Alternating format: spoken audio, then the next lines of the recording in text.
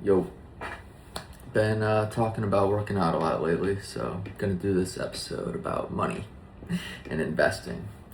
Now, of course, I have to start with the disclaimer. I'm not a financial advisor.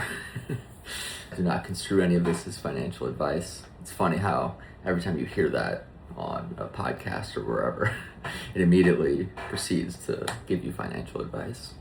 And so here it goes. If you want to save your time in the future, because really what we don't want money. At the end of the day, we want the goods and services that it can buy for us, and we want to be able to buy our time back, our freedom back to make our own choices in our life in the future, so that we're not beholden to someone else in order to have our time and spend our time how we would like to. So that's really what we want when it comes to money. And if you want to keep your money over time, you probably don't want to use the dollars or any fiat currency that is just coming into existence and immediately being owed back to the central bankers who are creating it. One of the things I dove into very deeply in my 20s is just the nature of money and how it works. And that was one of the first big realizations that I came to that kind of really changed the paradigm of how I think about saving. You really want to find ways to short the fiat currency. And that's why usually getting a mortgage or going into debt to purchase an asset that is going to gain value is generally pretty good advice. So that's why we have always encouraged people to buy homes, to build equity. And that is true to an extent, as long as things are going up, of course. But yeah, there are other ways, right? You can just buy index funds. Personally, I like to hold a piece of my money in just things that aren't someone else's counterparty risk. So that includes hard money assets like Bitcoin, gold, silver.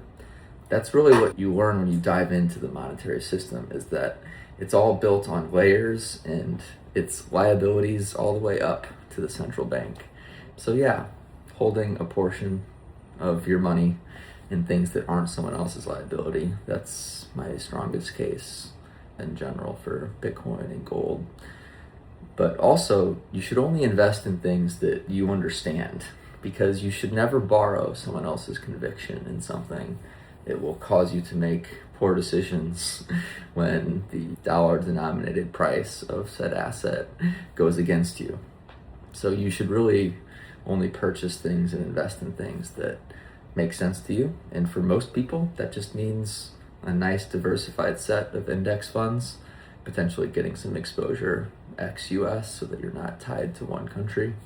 But for people who like to manage their own money, I strongly suggest holding a good portion. Of course, you have to be diversified, but holding some hard money assets instead of dollars is generally, I think, a good strategy long term. So yeah, for me, that's a mixture of Bitcoin, gold, and silver, with preference towards Bitcoin. But this is the book I always recommend to people that are curious about getting some knowledge around how that monetary system works. And it does talk about Bitcoin, but it doesn't get to it until pretty late on. It really walks through the history of money and how gold was used, and then how we left that standard to get to our central bank fiat money system that we have today.